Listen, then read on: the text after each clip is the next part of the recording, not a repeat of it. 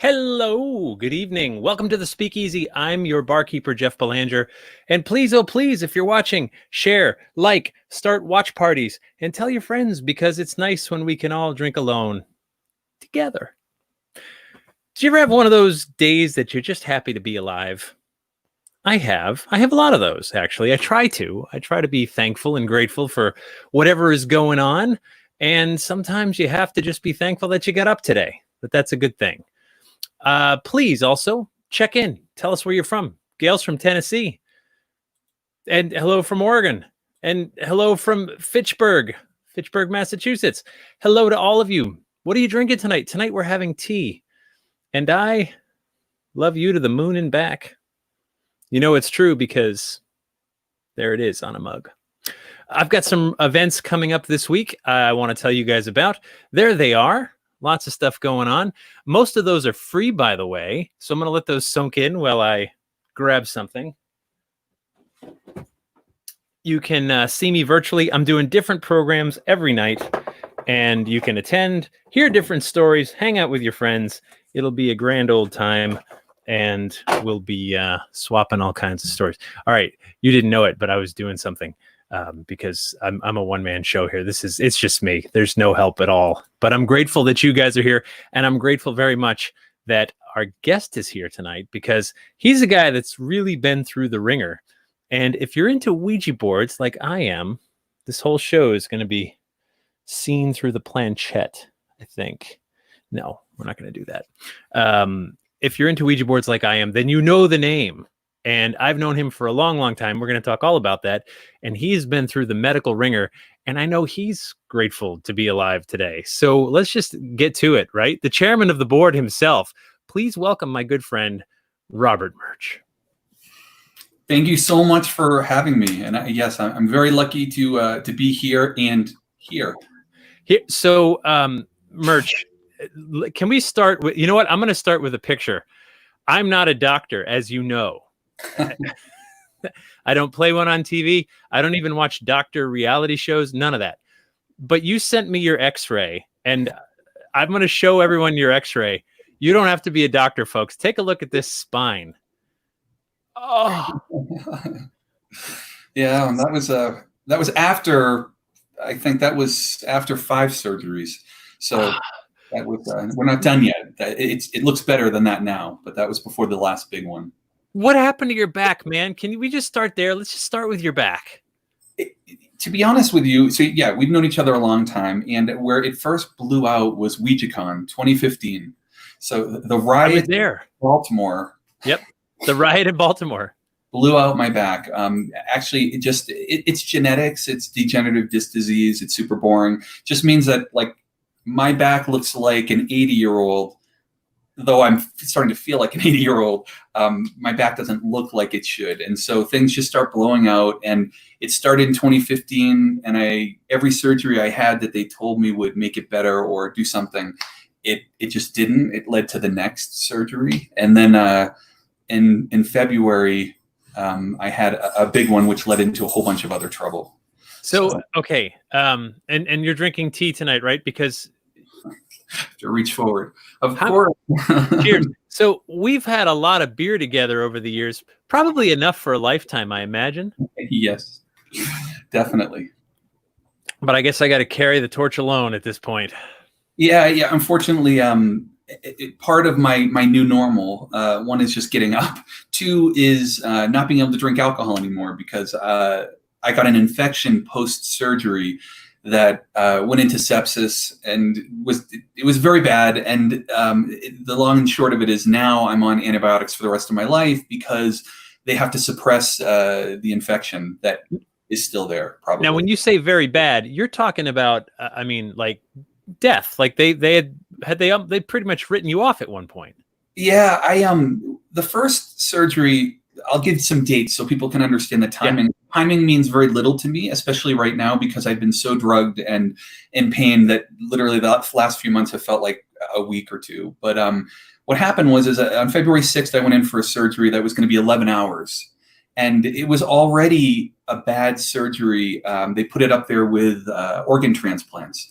And so it's long and dangerous. And of course I'm a unique individual, and I don't do anything without flair. And so I guess I didn't come out of it very well, and woke up in the ICU, and was there for like 9 or 10 days, most of it in the ICU with complications that just regular. And then I was home for a few days, and on my birthday, thank you for, it's a great birthday present, I woke up with 105.9 fever, which I didn't know was real. I've never seen that on a thermometer ever. So I thought that's when you put it on the light bulb and your mom's like, no, you're still going to school. Like, and I did that. I've done that. So yeah, we've all done that. Yeah.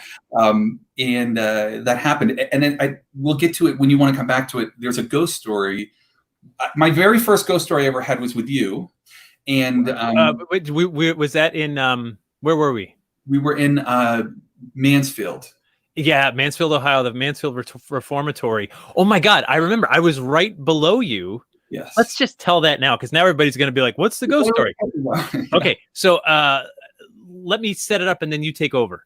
Okay. So, Mansfield Reformatory. If you've ever seen the movie Shawshank Redemption, filmed there. Amazing big Gothic prison. We're there at night with Dave Schrader and Darkness Radio, and there's a whole event. It's incredible, and we get assigned zones, and I'm one floor below Murch, and you were upstairs with Dave, and Dave's messing with us, right? He's over the thing, like, right? And you're like, what is that? Anyway, and then so I come upstairs to be like, cut the crap, Dave, and I see your face. And folks, I missed the actual event, but I was there seconds after, and all I see is, take it. What did you see? Literally, like it was one of the best holy shit moments of my life, which was always good to have with your friends.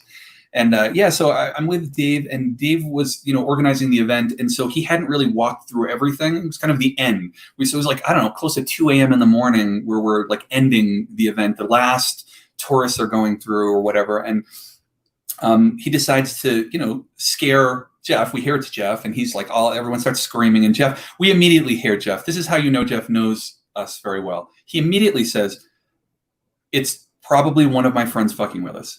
And like, he was right. And except for it was 2 of us. So right. What happens is right after Jeff is calming down his group, and we can hear all this, we had just opened the doors to 4 doors off of the main room we were in.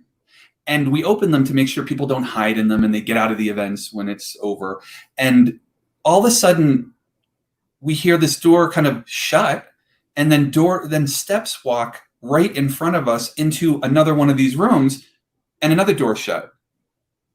And as it's happening, I'm looking at Dave like, are you hearing this? Like, are you with me on this? And he was just like, yeah.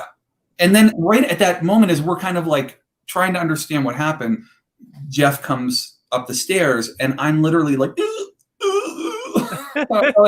like, you mean this is real? This is all real? And we're like, sometimes it's real.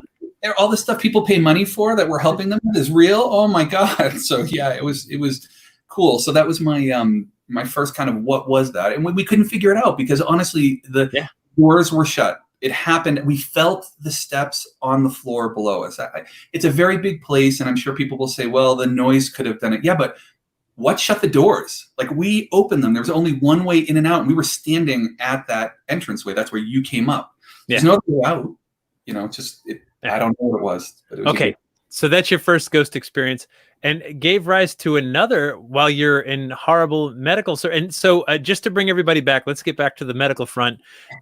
If anybody's eating right now, stop quick, because look at this. Oh my God. Jesus. Like what is that's the length. That's like your butt, right? It's all the way to the crack of my ass, all the way. Yep. So now your butt crack goes all the way up to your shoulders. That's exactly right. It's actually a little longer now, because that was the incision from the first surgery, and then when I got the infection, they had to reopen everything up, and that's where things are. God, jeez, terrible. I will say this: the PA for my doctor, the surgeon, said to me when I woke up, "Your back modeling days are over, man." I never knew I had any, but they're definitely done. Some people are into some weird stuff, and right now they might be digging that. I don't know. I would say it's pretty nasty, and the surgery was awful, and so what happened was they fused T10 to my pelvis, which Yeah. for people who know the levels, it's right up there and terrible. So, Oh my God. I got to get my mind off that picture. How about this one? Who's that? Oh, really? Hilarious. Look at that head hair. No one's going to believe that photo. It looks like a cousin of yours.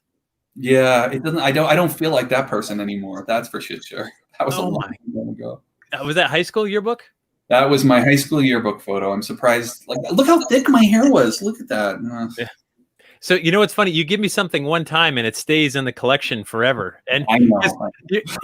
You probably forgot about that. I don't forget about the things I give you because I know they will come back to haunt me. I have learned over our years. I know. Right. I know. I'm never safe. So. I'm going to tell a quick Murch story. We've flown together on different events, and if you ever want to make an international flight really uncomfortable, like really like upset, we were flying to Australia. Very first time for both of us going to Australia, and you had in your bag, in your carry-on bag, like many Ouija boards, right? Oh yeah. So all you got to do on an international flight is bust one of these things out and put it on the drop the tray table, and we're there doing Ouija board at 35,000 feet, heading high over the Pacific, and people are just like, "What are you doing?" We're like, "I don't know. Maybe there's something up here." Now, it would have just been funny and great on its own, right? But Jeff told me what we were going to do because we'd had an incident before, maybe flying home from Mansfield somewhere. We got in trouble once where they told us to like put that away or whatever. But this time, this was shortly after the Malaysia. I'm sorry, I don't mean to laugh. I'm on a lot of drugs, but it was shortly after the Malaysia flight disappeared. Oh, and that's right. Is what put it over the edge. So tell him what he didn't tell me. He told me we were going to play this and we were going to we're going to insert the video into our presentation so that, it'd be something for the Australian fans. Oh my God. Yeah. That makes us bad people. And I had forgotten about that part of it. Yeah. That Malaysian flight, that plane that just disappeared and they, it was gone. We were up there like, where is the Malaysian flight? And like, oh, too soon. That was way too soon. It was everyone was into it. Like, they're kind of like, this is kind of neat until we did that. And then because we were flying over the somewhat area to get there, it was a shock. And I think if you find the video, you'll see me looking at you like, are you fucking serious? Are we really doing this? Yeah. So, of course, I'm in it, so it looks like I'll take credit or whatever punishment for it. But yeah, no, it's I get it. So yeah, we've had some hijinks over the years, that's for sure. And so when your health got worse and worse, you're posting statuses. I'm checking in with you, and I'm like, hey, can you jump on this call or whatever? And you're like, I really can't. And you always jump on a call when I ask, and so I knew it was bad. Like it wasn't because you're never like when you can't jump on a call, something's not right. And you were that bad. It was this bad. So I'll tell people who like this part. This is a cool part of the story. In 2004, I had my first brush with death. I had a tumor in the side of my face that had to come out. It was not cancerous or anything, but same thing. I have a bleeding disorder. It's really bizarre, and it causes infections to be more likely.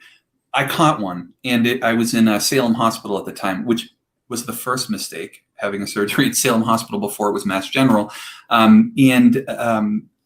I went to sleep in the hospital and I was very sick, and they didn't know if they were giving me the right antibiotic or what was going on. And I fell asleep, and they warned me. They said, if you start to see or talk to anyone that's passed, you need to tell us. We don't know what it means. We don't know if it means you're really talking to them, but we know it means things are going downhill.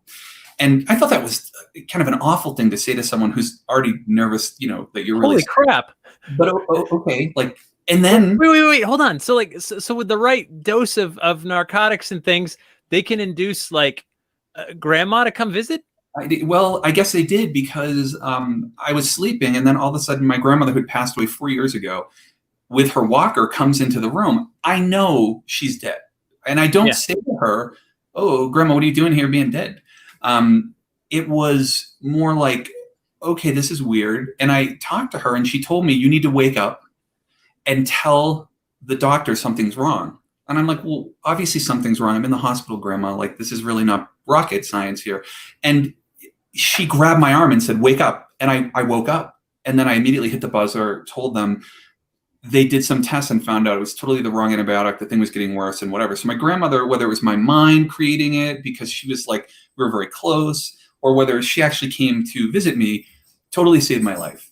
My goodness. So it's cool, right? So yeah. Fast forward to 2020, I have really not thought about my grandmother in a long time, even though we were very close. It just life, busy, whatever. And I was sleeping, went to bed on my birthday, and I felt horrible. Just like the worst I had felt since I'd come home. It's like every day I came home from the hospital, I felt worse, which isn't supposed to be that way. It's supposed to be you get better every day. And I went to sleep, and I woke up around 10 o'clock at night. And what I woke up to was my grandmother came in, and I was sleeping. And I said, oh, God, like this can't be good. And she laughed, and we talked, and we caught up again. And then she said, you know, you're really sick. You need to wake up and call 911. And I said, I have not slept. I've been so sick. I'm in so much pain. I don't no. And then she, same thing, grabbed my arm and said, wake up. And she yelled. And my first instinct was angry grandma. Like, oh, I haven't seen you in a while. And you're like pissed. And right. I woke up and I woke up my husband who'd finally gone to sleep, and he's been caring for me. So Gary's an amazing person. If you don't know him, if you put up with me, you're great. So he took my temperature, and it was 105.9.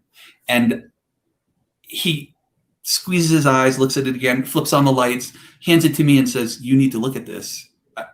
I don't understand it. And I look at it and I'm like, oh, I probably broke it. I've knocked so many things off that table. I can't get out of bed, right? I said, well, wait a minute, take your temperature, right? Because if your temperature is right, then I'm in trouble. But I'm pretty sure it's broken. He took his, and it was 98.4. And of course, called the 911, rushed to the thing. The infection went into sepsis, and I was very close to death. I didn't necessarily feel myself like I was going to die. I just have never been that sick. Where, like you said, I couldn't lift my head off the pillow. I just, I couldn't do anything. So, but my grandmother saved me twice. So I don't. And you were close to her, right? I mean, you're like, yeah. My parents got divorced when I was 2, so we moved in with my grandparents with my mom. So she was a second mother, but still had the grandma stuff. Like if my mom grounded me, she would wait till my mom left and said, "Okay, you're not grounded as long as she's gone. Just don't tell her." So right. Yeah, that's grandma prerogative, right? That's her right as a grandma. And then Gary. So this is like, there's Gary. Look at you. That was a couple weeks ago. That was one of my first walks, literally able to walk, and look at that crappy little walker with the little tennis balls on them. Hilarious. It's hard for me to see you like that because we're like the same age, right? I mean, we're and I look like an elderly, shriveled up person. I've lost a lot of weight. I was 235. I was 6'2". And I was 235 when I went in, and I now am under 190. So you waste away. Yeah. There's no other way. I don't eat. I'm really this has been a rough time, but luckily the positive is that I wasn't really going through it alone. The whole world was going through the coronavirus. And so as I was, been quarantined since February 6th, I only had a month on everybody. Right, like everyone else went through it. So I've been watching Netflix like everybody else. What's it like for you to be watching the world forced to go through what you were going to go through either way? I mean, has that changed your perspective at all? It was, when I was in the hospital, they got me out of the hospital because COVID was coming, and I had this infection, and you're likely to catch another one once you get one, and they're like, you won't make it. You have no immune system. We got to get you out of here. And you've been to the hospital before, right? So if they say they're going to check you out at 9 a.m., you're not going to check out until 9 p.m. It's just at least the way it works. So they said 9 a.m. and I was out at 9 a.m. and they kept changing the station. I was really drugged up, and even though the television was on, none of it was going in. Nothing was going in. It was literally like people would ask me questions like, "Do you want soda?" I didn't even know how I felt. That's how sick I was. I didn't have an opinion on anything that was happening for me. So I saw that they were talking about a virus, but it didn't mean anything to me. And they kept turning off the television. That I noticed. And I'm like, when the doctor walks in, they turn off the TV because they want to be the only person talking. And that I get, but every nurse was doing it. And so as I got home and started watching, that's all there was on television. And I didn't want to, I wasn't ready to watch a series. It just wouldn't have meant anything. I'd have to watch it over. So I was watching the news, and it was like terrifying from being removed from it. Like it wasn't like one day I was out and then I wasn't. I had already been down for a while, but then to watch everyone going through it, and being in Colorado, we closed quickly.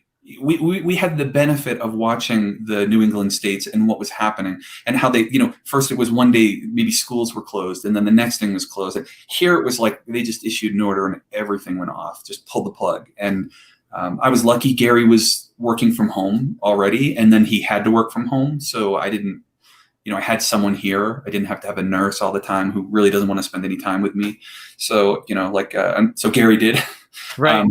So it was scary, but it was very movie-like. To me, it was just like a movie. It didn't feel real in the least bit. And until I recently I've been out of the house twice to go to the doctor's office, and it both were terrifying experiences. Why? What was, was you just worried about the virus? Is it? I'm not worried about anything. I am on more pills than you could possibly imagine. When I had to print them out for the last doctors, there were 24. And so I take 24 different medicines, but then there are multiples of those at different times of day. So it's very crazy. So no, worrying isn't, I don't, me, I don't really worry. You just deal with it as you go. But the first thing that happened that scared me, and no offense to anyone who shares this, it's not that the point of view wasn't what scared me. It was just in general.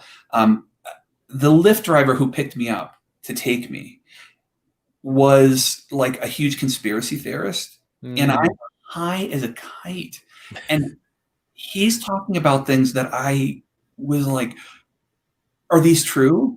Or is it just because I'm so drugged up that I'm like listening to this stuff? So when I got to my doctors, I was like, my blood pressure is going to be super high because I was totally freaked out. And that was fine. On the way home, we got sideswiped going like 75 miles an hour on the interstate by an F-150, and we were in a really little sedan. And my doctor just told me, don't get into a car accident. If you get into a car accident, you're going to be like a paraplegic because nothing's healed and whatever. So literally I'm buckling my seatbelt and I look over and I see the side of this F-150 coming at us. And, we did, luckily the driver was really older and knew to turn into him as opposed to turning over. Like I would have swerved away and then hit the 3 other lanes of traffic and caused a massive pileup. He pushed against the car, which made us slowly move over. And literally it was the smoothest accident near-death experience I've ever had. And that was like, I'm not going out. That was my first day out. I was like, nope, I'm done. And you've already had like 3 near-death experiences this year so far.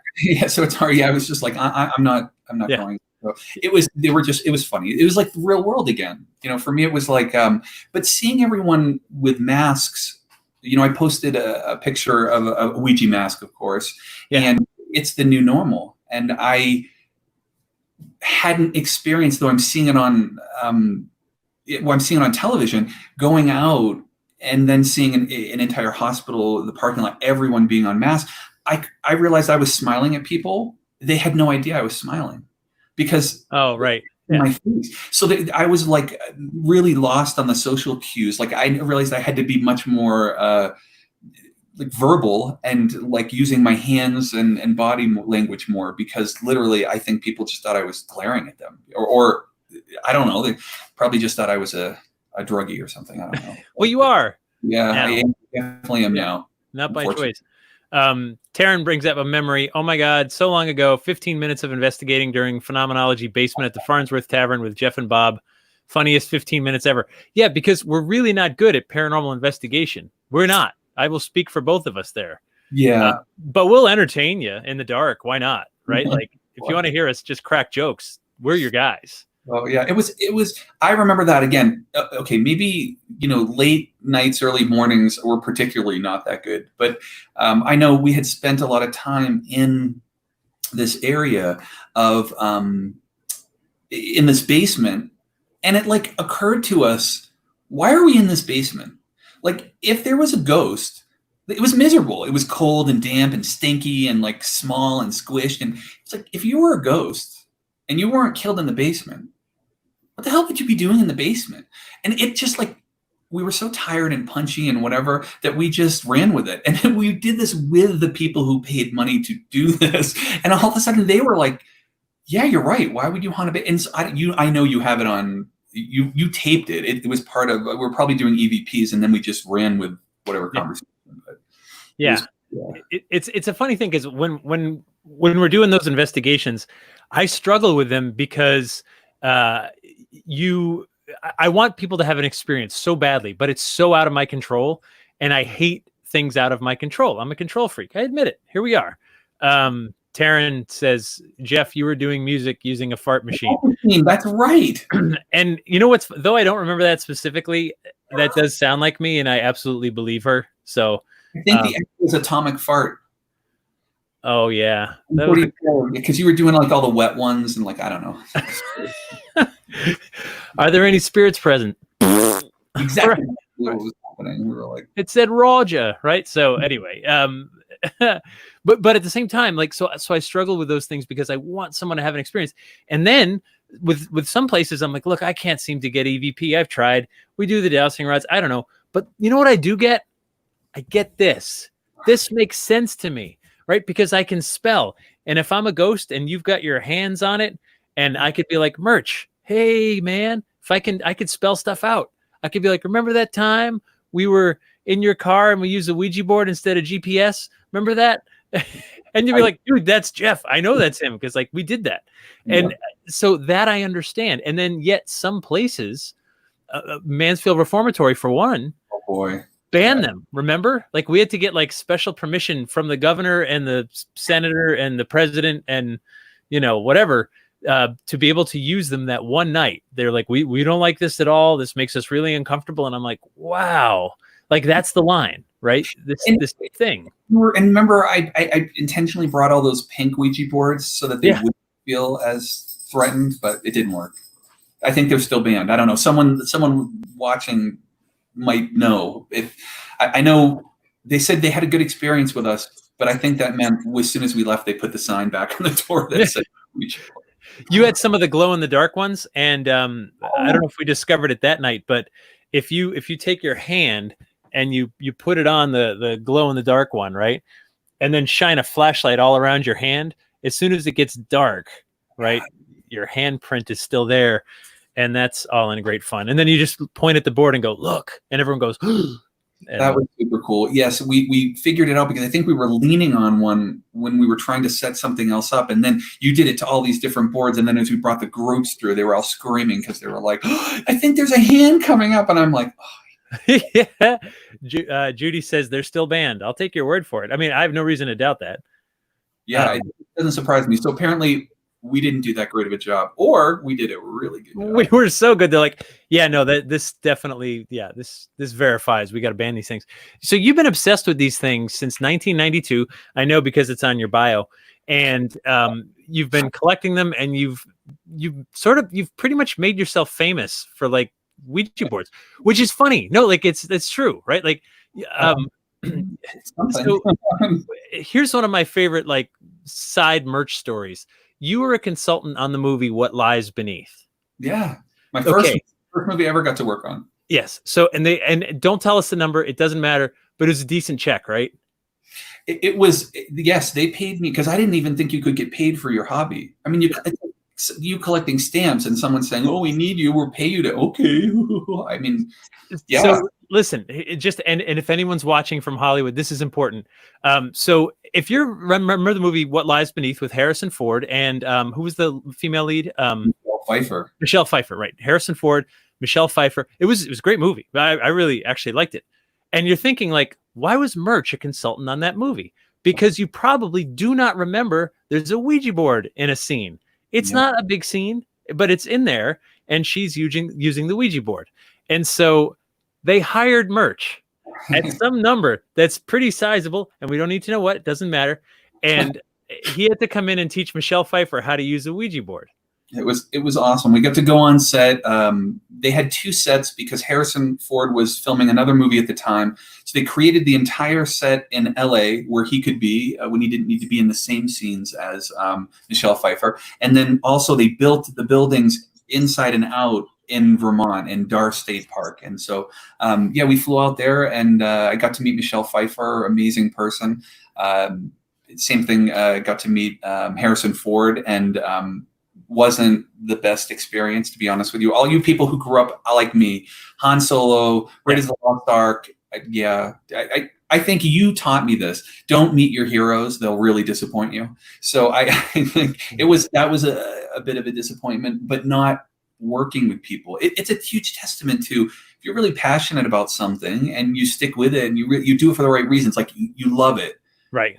They hire you. I know you do love it. There's no question. I just, let me finish my thought. If anyone in Hollywood is watching, whatever you paid Murch, I would have done it for half. It was they rented boards. I think Bob Zemeckis, that was DreamWorks, so it was a big deal, and I didn't even know what DreamWorks was back then. So it was because I did well, I guess, on that. I got put into like the bin of, if you need a Ouija board, this is the guy that you should probably call. And since then, I've worked on lots of movies, lots of TV shows, met lots of people, and a lot of so Jeff won't take credit for this, but I will give him this. I had never spoken. That wasn't what I was interested in doing. I was just a collector and a historian, becoming a historian. And he pushed me. He was like, hey, there's a real need for this. Like, this is missing in the paranormal community. And it's such a paranormal thing that we should have, this should be, voiced. And so Jeff got me my first real gig with Amy Bruni at Beyond Reality at Mount Washington. And so the funny thing was, the first time I met you was, I believe, 2005. And I interviewed you, maybe 4, could have been 2004. And I interviewed you for my second book, Communicating with the Dead, and all about Ouija boards. And at that time, Ouija boards were at the height of their, like, oh my God, don't ever touch them in the paranormal world. Mm-hmm. I didn't really, I heard the stories. I grew up with Ed and Lorraine Warren. I'd heard Lorraine Warren talk about how evil they are, firsthand. But at the same time, like, it was so interesting to be like, wow, these things have like a real lineage, a real history to them that, starts in the 1800s and moves up to today, and it's in and out of popular culture. Also, what a great story. And you started giving talks on it. And I remember the first one, the advice I gave you after that first one, I was just like, Murch, next time, the first one. Wear pants. You should. That was crass. My middle name is long. I was right. Just living up to my name. You were indeed. And then eventually we get to, I should have known. If we look in reverse now at the signs, like, you've got this like horrible, oh God, why, right? So you've got this thing, and you've got these near-death experiences. You go further back, you're like, hey, let me throw this big WouijaCon for the 125th anniversary in Baltimore. There's a race riot. Hey, let me, it's just, the signs were there. And I'm just saying, I think we ignored them. I think, the Ouija board was talking and we were not listening. I think you're right. We wanted it. We wanted the story to be what we wanted it to be instead of what it really was, which is like story of America right now. Yeah, it is. It's funny because I was interviewed for a podcast about, they were trying to say that was the Ouija board resurging because of how it had in the past pandemics or epidemics in the United States, and why would people talk to the dead, and why is the Ouija board so popular? The same questions we always try to answer. And it was really interesting because I think that's what kind of woke me up to what was going on, how big what's happening really is. Like, okay, I'm down, I'm not able to do stuff, I'm sick, but then seeing the whole world be doing what we're doing right now, videoing and having the only way to talk. My parents live 5-minute drive and maybe a 7-minute walk up the road. They moved up here, and I can't see them because my dad is a like he's one of the risk people, and my mom's super afraid that she might catch something and bring it to him. And for a while longer, I'm in the same boat as I'm recovering. So it's like they're right there, but I can't see them unless I want to risk hurting them. And but aren't you in a higher risk category than both of them? Well, my dad is like he's got COPD, and he's a recovering cancer patient. So he's just like, and they're older now. So I feel older than my parents right now. God, I can imagine. It's hard. Walking and stuff is just a tough thing right now. It's just moving. What do you miss the most about like life a year ago when you weren't, confined to a chair and we weren't locked down and shut down? It's the Ouija board. The experience of a Ouija board is with someone else mostly. Yeah. People play alone, and then they get possessed, and we have to do an exorcism or something. So, but usually it's a social thing, right? You played at parties, you did all kinds of stuff, and it's just the strangest thing to all of a sudden feel like that. The one thing I'm actually really interested in and following it in pop culture, I can't be part of right now unless they're here, and so it's a really neat thing. That's it. My nephew is piping in right now. I can see that. It's your boy right here. So hey, what are you doing? He's hopefully everyone will agree. He's in the Navy, so thank you for serving, especially. Well done, Nate. Well done, Mike. So I met him. Didn't I meet him at Mount Washington? Yes. Like over a decade ago. He was a kid. Justin Bieber here, and now he's in the Navy. I'm like, wait. I guess he would have grown up because that's what happens in 10 years. Yeah, he is definitely, he's grown up all right. Wow. So, good for you, Nate. Good to see you. I saw Rick. So Rick Schreck, one of my best friends, and the VP of the Talking Board Historical Society.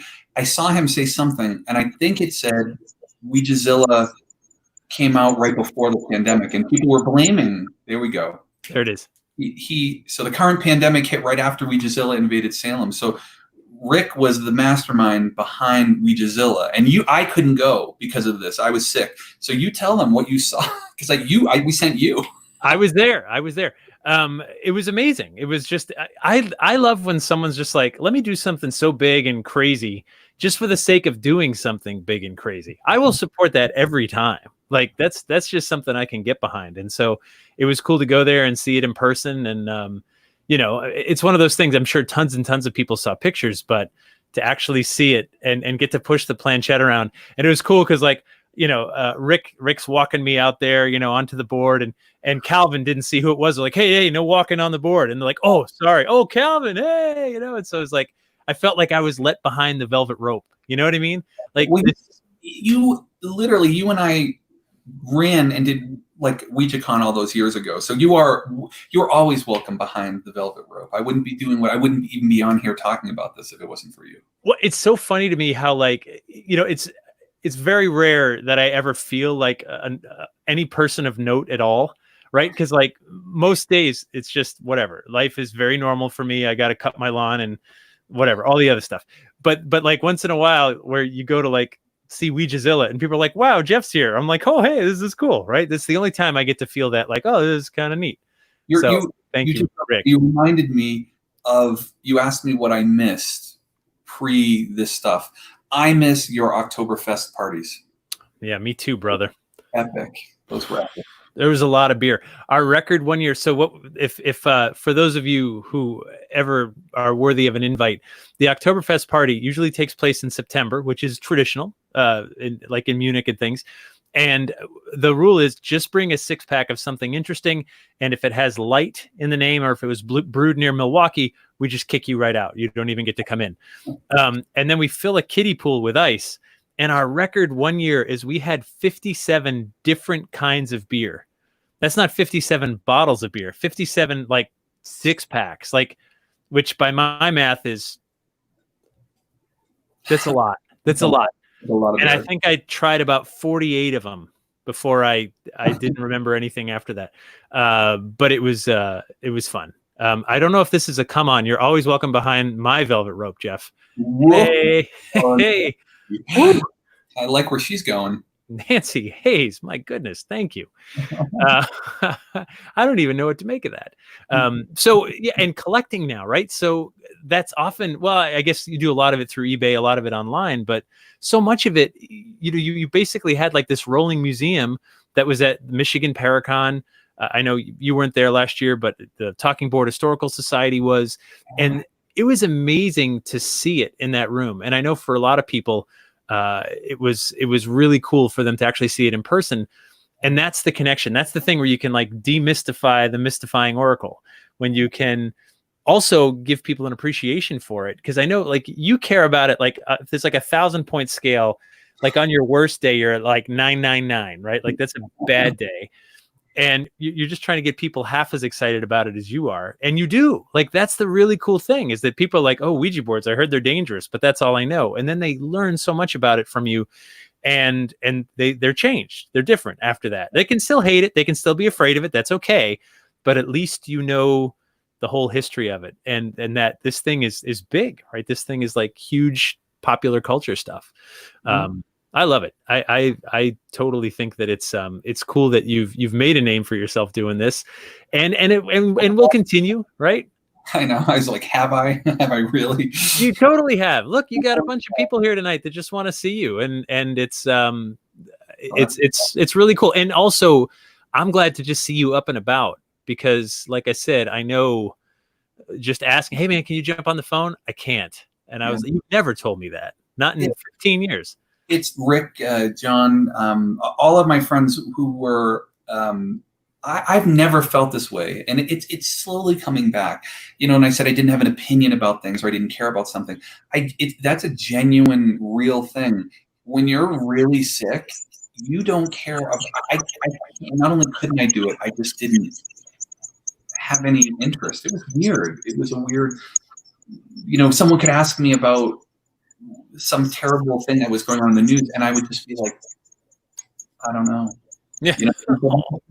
That's a hard thing. So, I'm glad you understood where it was coming from. It was just literally like, I am dying here. And anyone who's been in chronic pain, I have been in chronic pain, and nothing like a lot of people.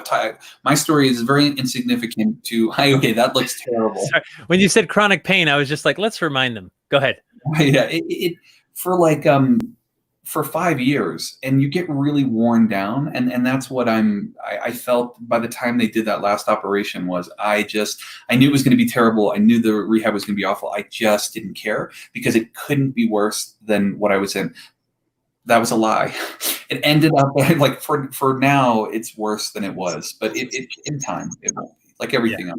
I made it through the part that was the scariest, and now I can somewhat enjoy the world. Well, good. Tracy wants to know, and what's cool is you can help answer this. What's your oldest Ouija board? If I think right over your shoulder is at least the stencil, right? Exactly. So let's see if I can. Well, I guess I did that wrong. Right. There we go. Yeah, there we go. That is a stencil from 1897 to 1901, and you'll notice the cutout. Yeah, you got it. Is there because there was a fight in the family about who could make the Ouija board, and so the brother who took the stencil cut the word out and call his boards Oriole boards. And in doing my research, the fun thing about becoming a historian is that you live it. You kind of become part of what you're not supposed to totally rule against being a historian or a news person. Don't become part of the story. Right. Unfortunately, it didn't happen that way. And I was researching the Fold family, and there had been a feud since that happened in 1901. The two sides had not spoken to each other and didn't want to or know anything about each other. And in my research, it just happened to bring them together. They buried the hatchet, and in 1997, we had the first Fold family reunion where every Fold that was alive in the area came. It was giant, and they gave me that as a gift, especially to remind them of like the feud that happened. So that's the answer for that one. So in other words, that's how obsessed I am, and how I'm unfortunately sucked in by it. But the oldest Ouija board that has a name Ouija on it. So that's 1890 because that's when it gets its name. But talking boards, the group of these boards, witch boards, spirit boards, they existed a bit earlier, and we started to see them kind of come out by the late 1870s. By 1886, we see them in newspaper articles where people are drawing them and writing them. Those are handmade, so they're very hard to date. We don't have, like, whereas we can slowly put together something that's manufactured because lots of them will come. If we had one of those from 1886, we're not sure because we don't have anything to compare it to. Right. Yeah, no, that's really cool. And you kind of like, you brought families together. You ended a feud, right? Just by doing this research. And I remember you've told the story how like one side of the family didn't even remember, like it had been going so long. Like they're just like, what were we fighting about again? And you just know we don't get along. And it just took someone like you to say, oh, well, I don't know. This is what I'm doing. This is what they have. This is what you have. And you were kind of like the catalyst to bring it together. And that's really cool. So when someone says to you, like, these things are dangerous, do you have any feelings on that?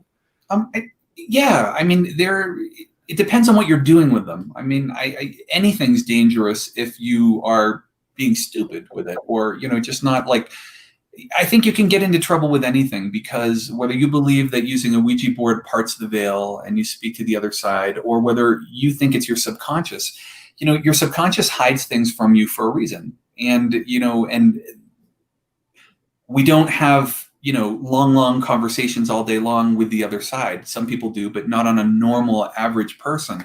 And so, anything can go wrong when you're playing with stuff, and it's like your intention and what you bring to it and what you believe, because belief is like 9/10 of your reality, right? So if you believe these are evil and you decide to play, you likely will have a bad experience. But we proved that wrong when I think we set the record for the most people playing the Ouija board in Australia. That's right.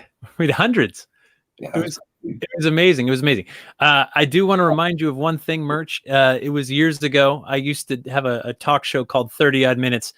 And we asked you that very question after the credits rolled. And I thought maybe, just maybe, we could dust that sucker off tonight. So I love it. Let's take a look. This happened after the credits rolled.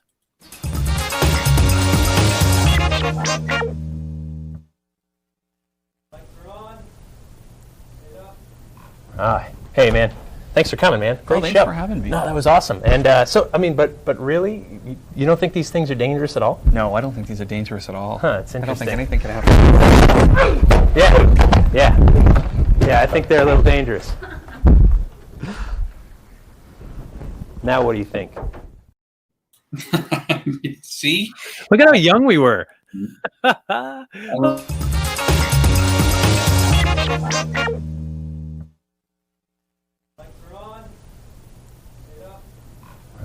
Hey, man. Thanks for coming, man. Great thanks show. for having me. We were younger. Yeah, you look younger now than you do in that video. I don't know. It was funny though that you were always willing to play along. Now I don't think we could get away with that, because knocking you over and wouldn't be good. Because I would roll more over like a tree. Oh, boom! And that's so something I have rods and screws in my back, and I'm sure there's a joke in there somewhere. Heyo.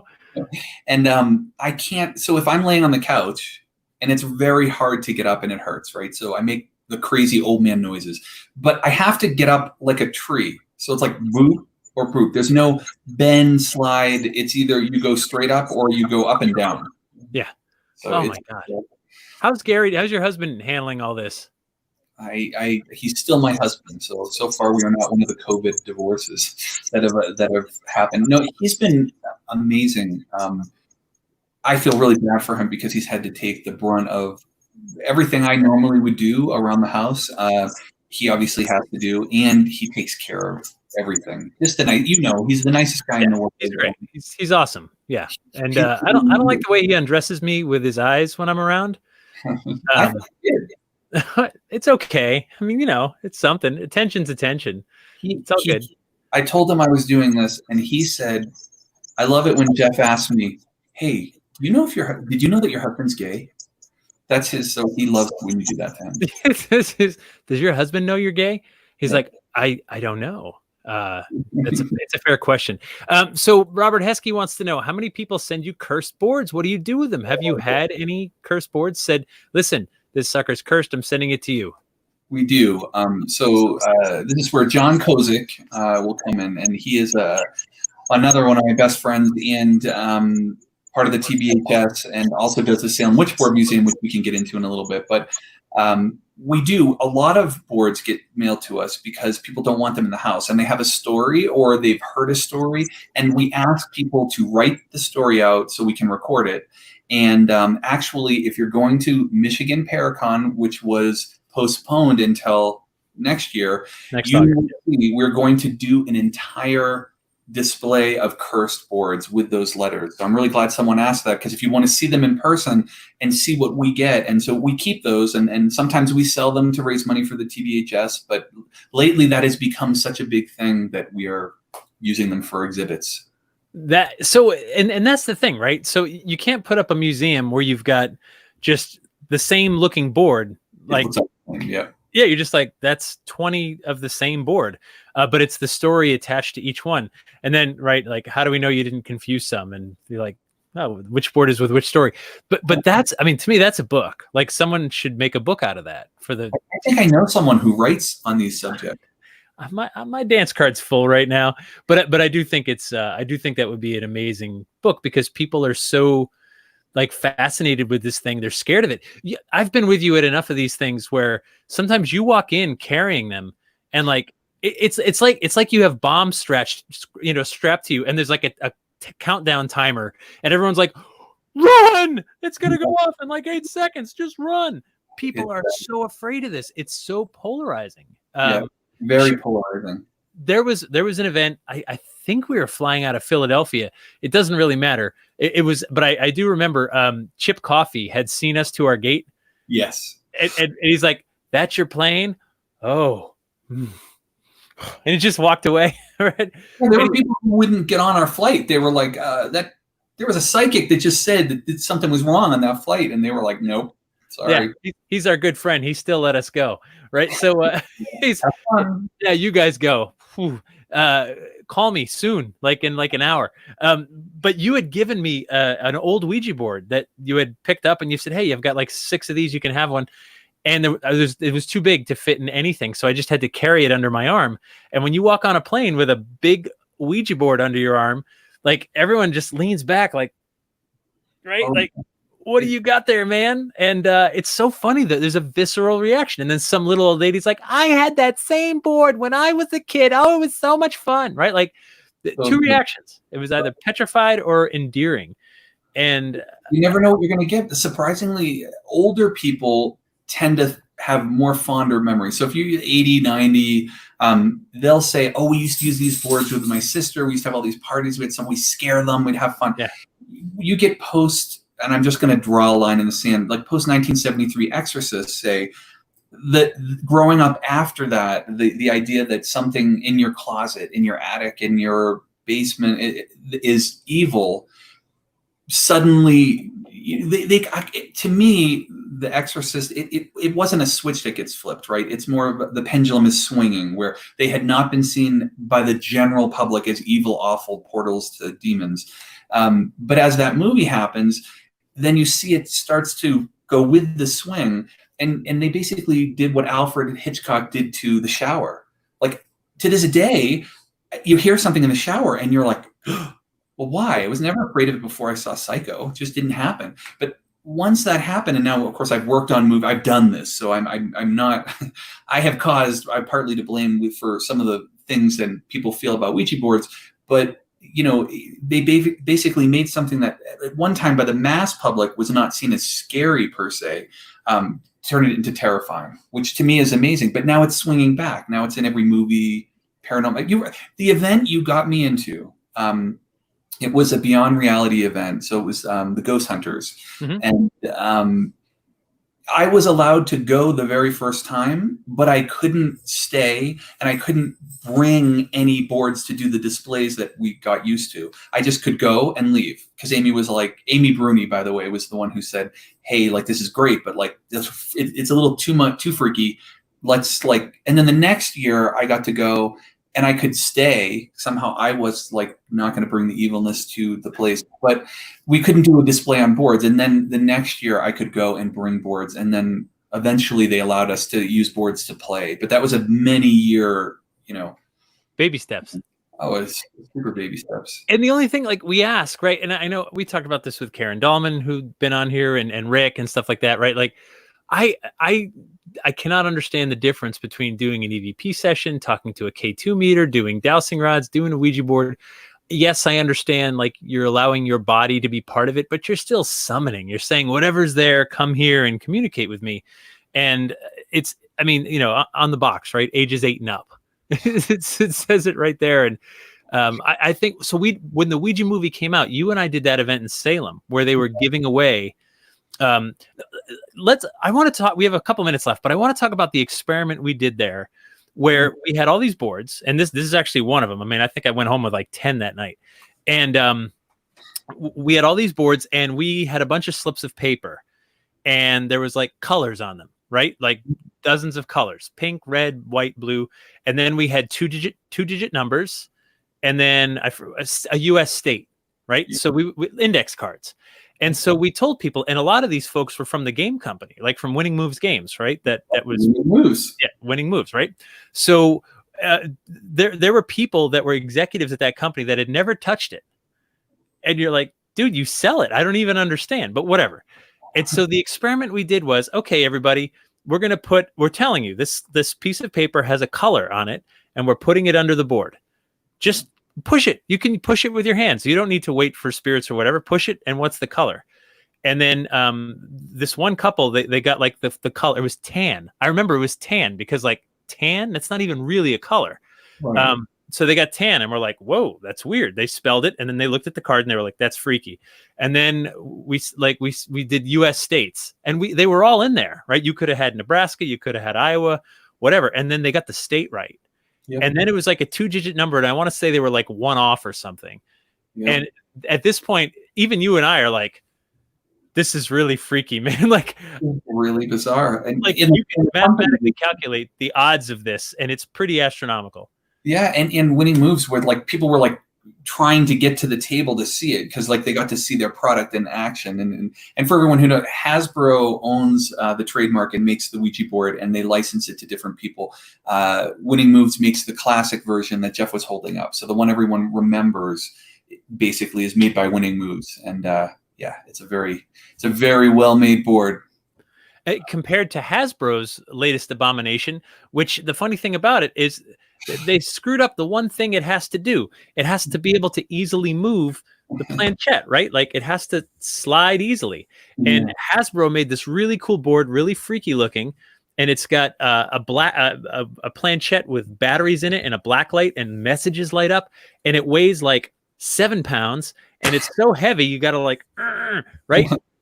I'm like, you killed the functionality of this very simple device. They did, and I was very very grateful to help them come up with a simple solution, which was replace the planchette and take away the secret messages and the black light. And so there have been different versions, since now. Now things are themed, like an Aussie board, or like there's all kinds of stuff. But one thing I did want to say, today was a very special day because John Kozik, again, part of the TBHS and one of my best friends, he was able to reopen the Salem Witchboard Museum in Salem today. So if you are interested in anything that you see behind me or things we're talking about, or really want to see stuff up close and personal, Salem is the place to do it. There is a Salem Witchboard Museum. So look for them on all social media. It's awesome. It's epic. Yeah. I wish I could have gone and would be there now if I could get up off this chair, because once this ends, I'm going to have to yell for someone to get me out of here. Man. I have not sat in this desk chair since February 6th. This is the first time I have sat in this chair. And you did it for me. I would sit on anything for you, Jeff. I know we've been through this. The tension between us is palpable. I mean, it's there. It's real. It's. Let me just give everyone one last look at that.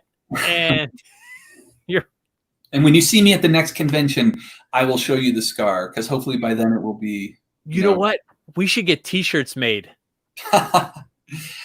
What I want to have done, and Rick Schreck, who did Ouijazilla and set the record for the largest Ouija board, he is an amazing tattoo artist, and he is going to hopefully turn that into a zipper. No, so okay, wait, that's cool. I love that. But before, I want to get this made into the back of a t-shirt. So like you're wearing the back of a t-shirt and then you can lift it and it's still there. Like there's people out. It looks better than that in some ways and worse. Oh God. I'm not gonna ask you to stand up and turn around and show us, but I think it's stand up and turn around, I would show you. Literally, I can only turn because this chair spins. That's about as much action as I've got right now. Well, dude, I appreciate you coming on. It's so good to see you. I miss like flying across the world and having crazy, stupid stories to share with others. But I'm glad you came on tonight. I'm glad you're coming back from the dead, and the world would be a little less weird without you, and that would suck. So thanks for not dying. I super appreciate that, and I can't wait to do the next adventure. I am very sure that in 2021 we will be doing a lot of events together. Yes, please. We have to make that happen. So yes, go follow Murch, follow the Talking Board Historical Society. They do things like Ouijazilla and other madcap fun. There's me, and there's my Instagram and Facebook if you want to check me out. And of course, if you want to tip your bartender, there's Venmo and PayPal, because that's what we're working for these days, Murch. Man, this is what we're down to. I'm head of a nonprofit, so the same thing. You want to go to tvhs.org, hit the donate button. Why not? Yeah, right. Of course. I mean, some people had jobs, and that's great, and they're still working, and that's wonderful. So for everybody else, we appreciate you watching, hanging out with us tonight. Be grateful that you're alive, right? Even if you didn't have crazy surgery that brought you right to the very edge of where this would have been much less interesting talking to you on a Ouija board. So I'm glad we could do it this way. Yeah, of course. But if I ever cross over, I promise we're talking. Yeah, that's that. Murch. If I picked up my phone, Murch died. I mean, like, right? It'd be a puff of smoke, and I'd have my Ouija board out, and I would be reaching out to you for sure, because that's just what I would do. So awesome seeing you. Awesome seeing all of you guys. Thank you so much for being part of this. And be grateful. Be grateful you're alive. Be kind to each other.